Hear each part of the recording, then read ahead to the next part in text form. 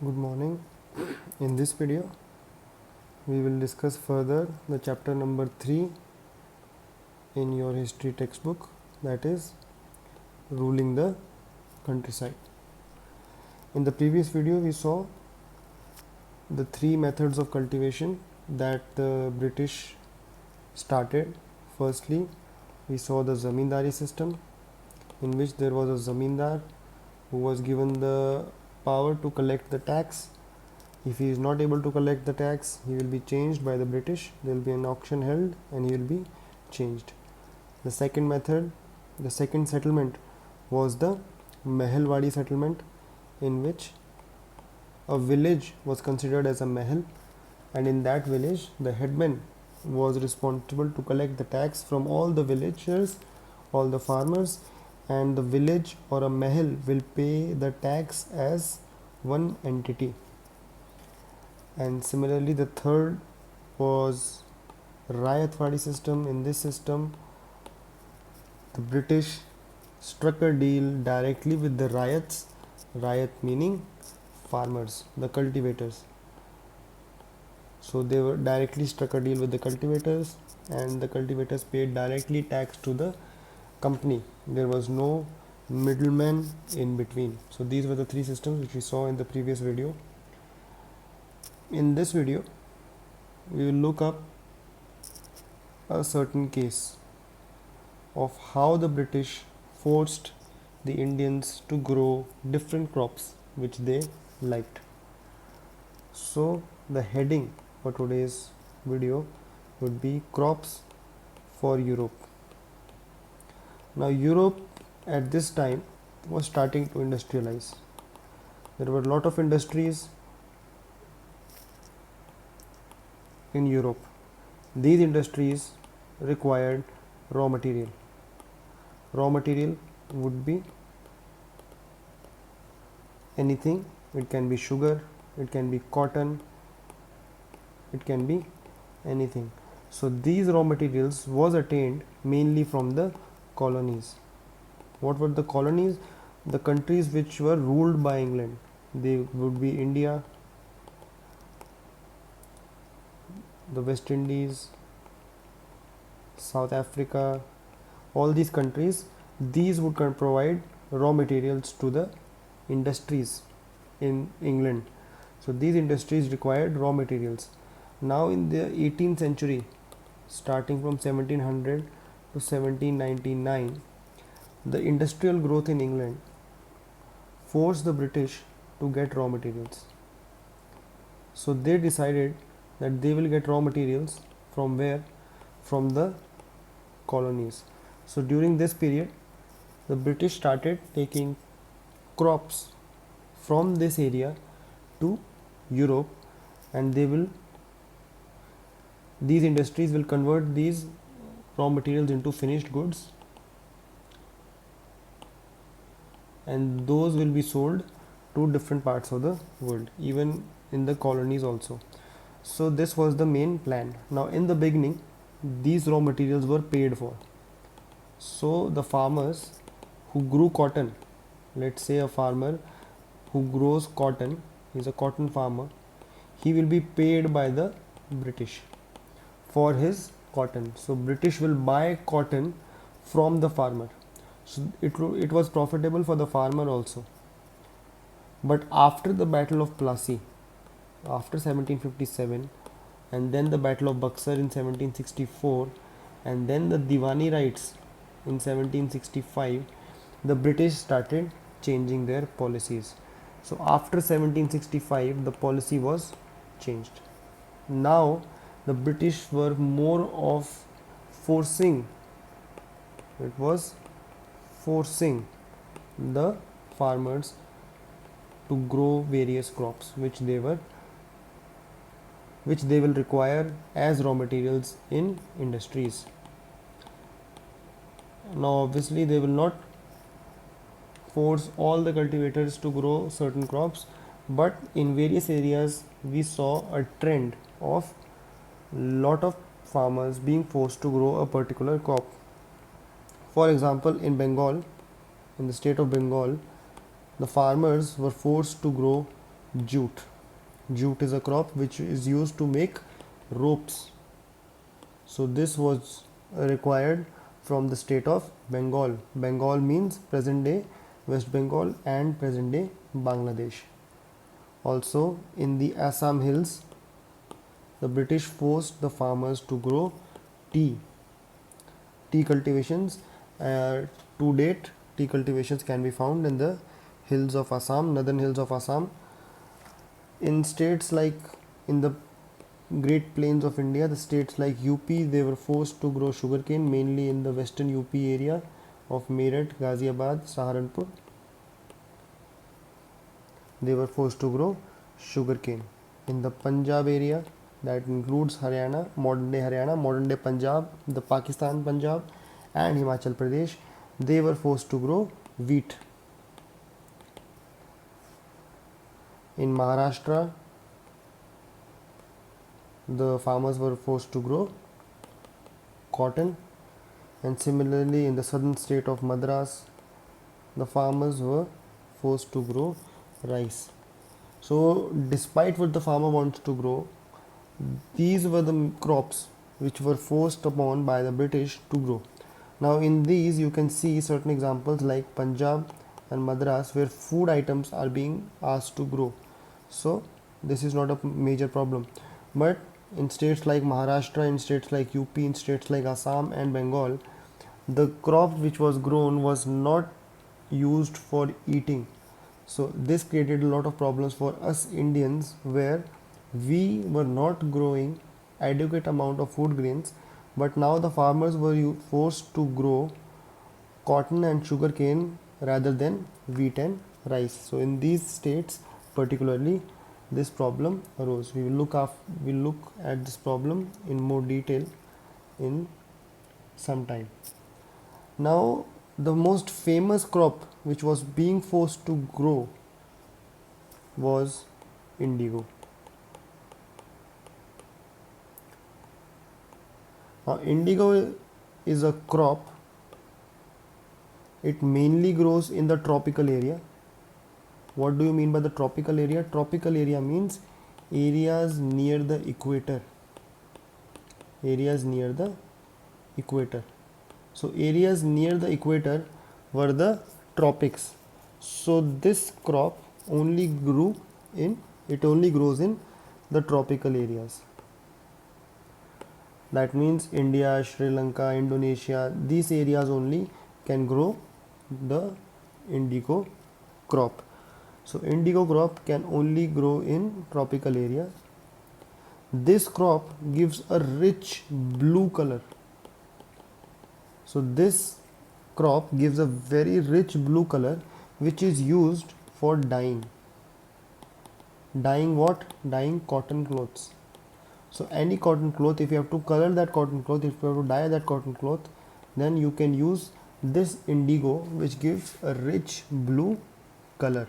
So it was a very good substance, very good raw material for dyeing cotton.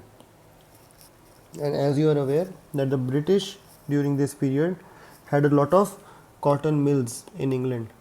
So they required a lot of indigo. This indigo was used to color or used to dye cotton. It gave a very rich blue color to the cotton areas. But the problem with indigo was it only grew in tropical areas. It only grew in tropical areas. It did not grow in Europe, as Europe does not fall in the tropical areas. So let us see why was indigo so much in demand. Number one, as I have told you, it grew in the tropics, only grows in the tropics. So it was limited. In limited areas it could grow, meaning this was very costly. It was costly for the British or for any European industry to import indigo from far away countries like India or Jamaica or Brazil. So it took a lot of money and time for them to import, and that meant it became very costly. Due to its costly nature, there was another substance, another plant. This was called wood. This was also used to give color. This was also used to give color. The problem with wood was it was of less quality. The quality of the color obtained from wood was not as high as, let's say, from indigo. So indigo would provide a very high quality of blue color, a rich blue color would be provided by indigo, and wood will give a very less quality color. Now these wood, the advantage for wood was that it grew in temperate areas. It grew in temperate areas. Temperate area means in Europe. So it grew very extensively in Europe. So it was cheap. As it grew nearby only, it was very cheap for the European industrialists. But it gave a very less quality of color. Now during this time, the wood farmers, the people who cultivated wood, were afraid of indigo. They thought कि अगर Indigo इतना अच्छा quality का die है, so everyone will import indigo, everyone will use indigo only. So they forced the government, they forced the government to do what? To ban indigo. They forced the government to ban indigo. उन्होंने कहा कि sir Indigo को ban कर दो, अगर Indigo country में आ गया तो वुड की ग्रोथ बिल्कुल रुक जाएगी, कोई भी वुड खरीदेगा ही नहीं. So they forced the government to ban indigo. However, this ban did not stand for long, and after some time this ban was revoked. It was not for very long. Why was this ban removed? This ban was revoked after some time. Why was it revoked? Let us see two things. Number one, in some countries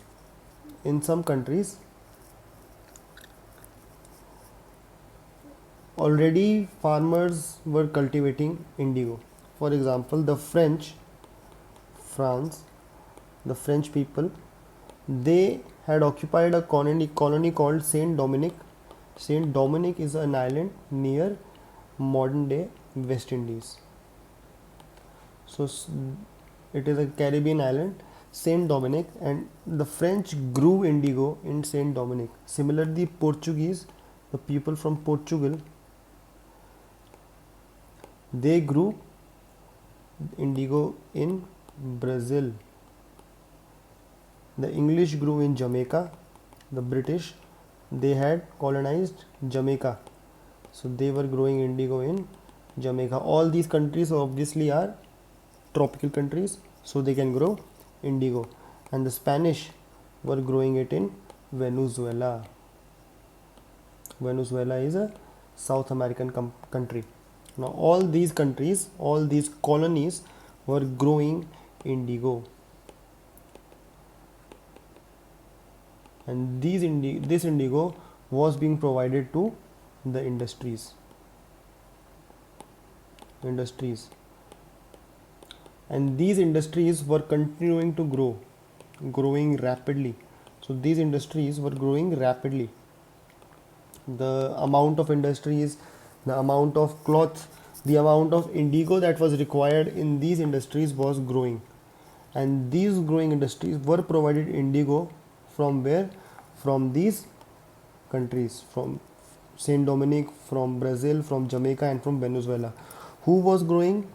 The Europeans only were growing in these areas. So in Saint Dominic, the French were growing. In Brazil, Portuguese were growing. In Jamaica, the English were growing, and in Venezuela, the Spanish were growing. This indigo which was grown on these colonies was provided to these industries, and these industries were booming. They were growing rapidly. They were growing rapidly. They were producing a lot of cloth, and they were requiring even more indigo the next year, and this indigo was provided by these countries. But as this industry was growing, suddenly in all these countries there was war.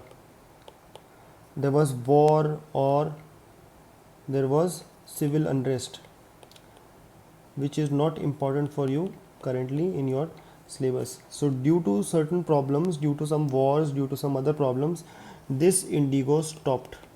So this indigo could not come from these countries, and suddenly these industries had no indigo at all. These industries which were growing at such a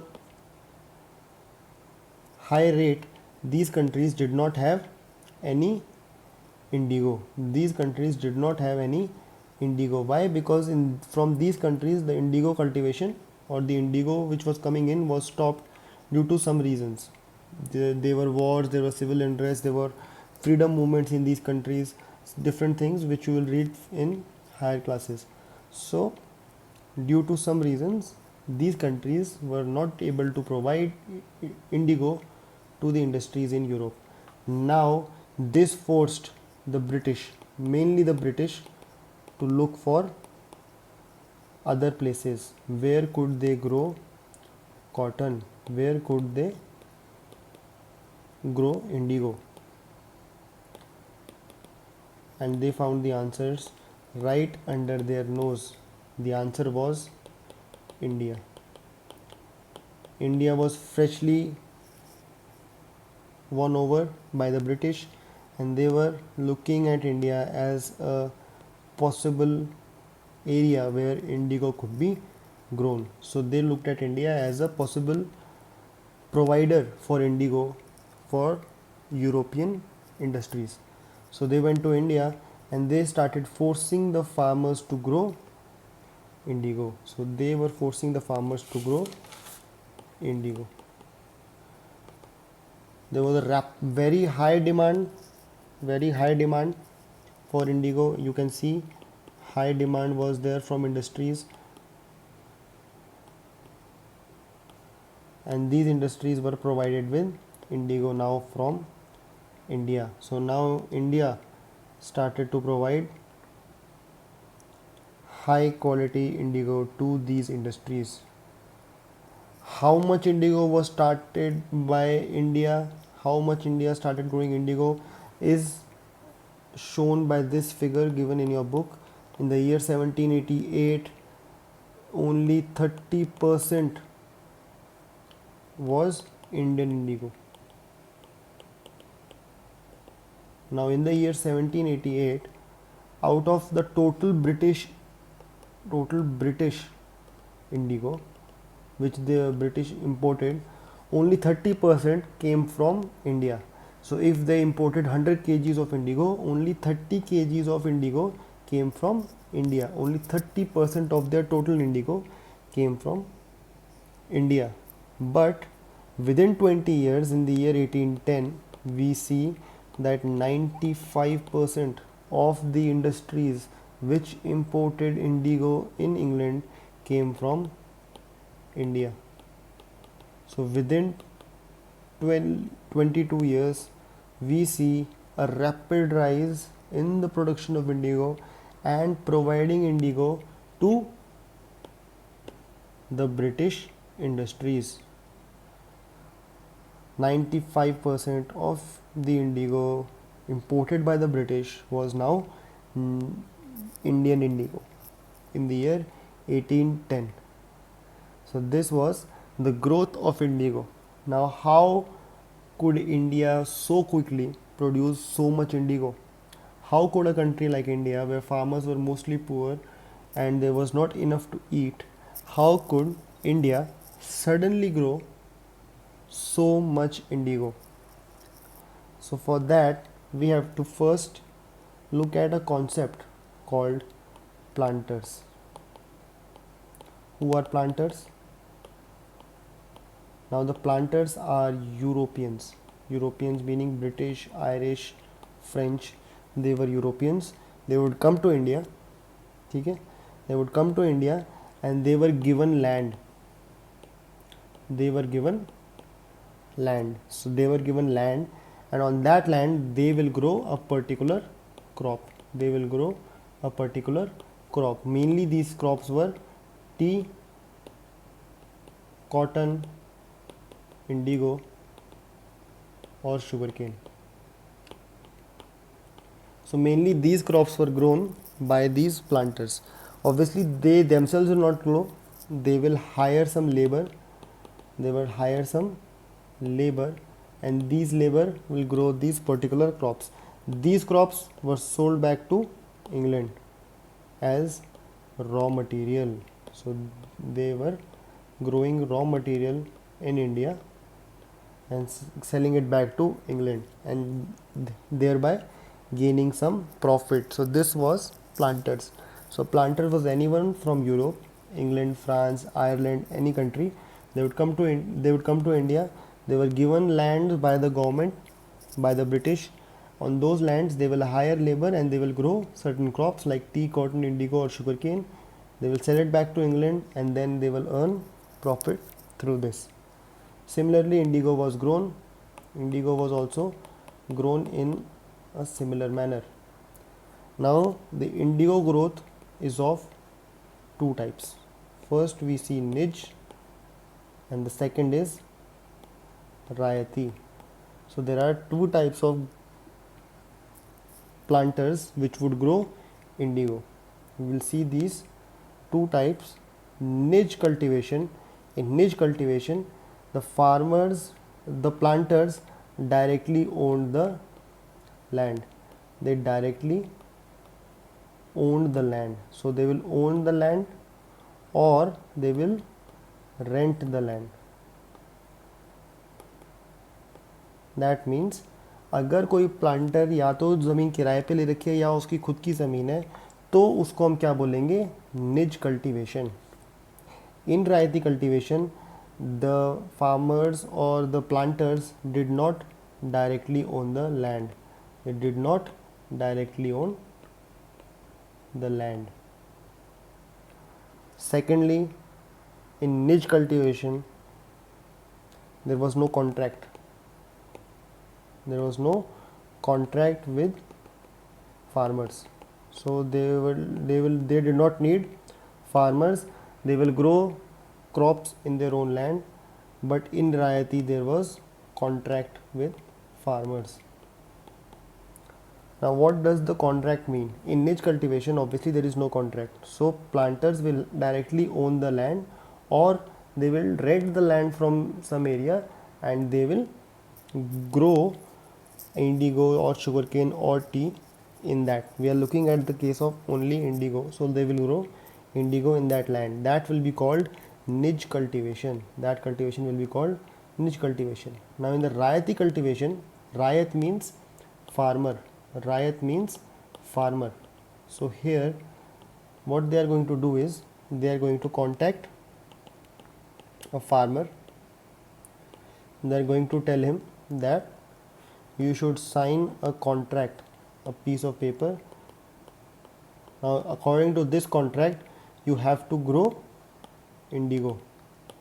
You have to grow indigo in your land, at least 25% of your land. So आपकी ज़मीन में से 25%, at least one fourth land में आप क्या उगाओगे, Indigo. बाकी में आप जो उगा रहे हो वो उगा सकते हो. In the rest of the land you can grow what ever you want, but at least 25% of the land you will grow indigo. Now what will the farmer gain out of this? The farmer will be paid loan. They will be given money by the British at a very low rate of interest. So they will be provided very easy loans and they will be provided with seeds. So the planters will give the seed also to the farmers. They only have to grow indigo on their piece of land. They will get loan also at a very low rate of interest so that they could pay their tax if any year they were not able to pay the tax. They were provided seeds also by the planters only. The planters will provide seed to the farmers. So they had to sign a contract. This system was called the Rayati system. This system was called the Rayati system. Now obviously there were problems both with Nij and with Rayati. Both systems had some major problems. Both system had some major problems. Now looking at Nij, what was the problem with Nij? Nij problem was that the planters could not get a very large piece of land. Planters could not get a large piece of land. So उन लोगों को ज़मीन चाहिए थी, but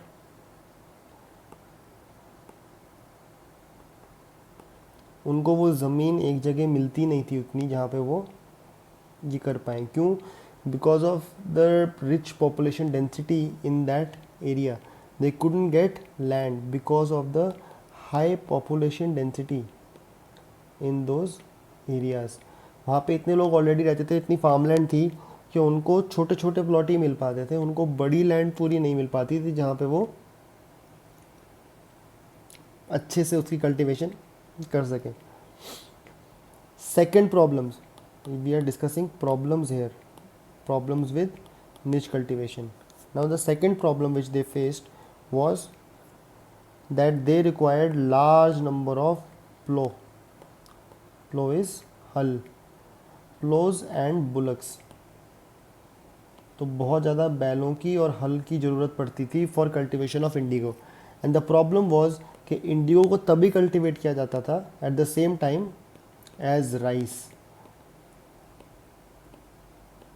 now since it was being cultivated at the same time as rice, तो जो villagers थे उनके जो प्लो और बलक्स थे, जो उनके हल और उनके जो बैल थे, वो उस टाइम राइस की खेती में ऑक्यूपाइड रहते थे. They were busy cultivating rice, so they could not get the plough and bullocks and at the time of cultivation of indigo. So that was a very very big problem for the planters.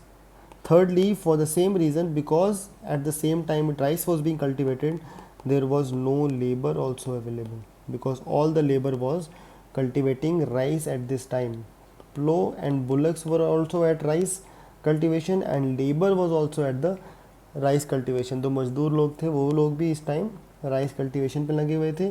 जो बैल और हल थे सारे वो भी सारे rice cultivation में लगे हुए थे. So this was a major problem for the niche cultivators. Now the problems with Rayati were that the farmers were forced to grow a certain amount of crops. Now this resulted in famines. How did this result in famine? In 100% of the land, the farmers were not able to grow wheat or rice. So if they are not able to grow wheat or rice, then suddenly if there is a low rainfall and the country produces less number of wheat and rice grains, the lot of land is being wasted on growing indigo. Indigo cultivation will not give you food, so it was being wasted growing indigo, and there was no food for the people. And that is why in Bengal in lot of years there were drastic famines in the Bengal area, and this forced the farmers to protest. So in the next video we will look at how did the farmers protest, what happened to the indigo cultivation, and how did the British change their method. That will be in the next video. In the next video we will also mark the remaining questions and answers of this chapter.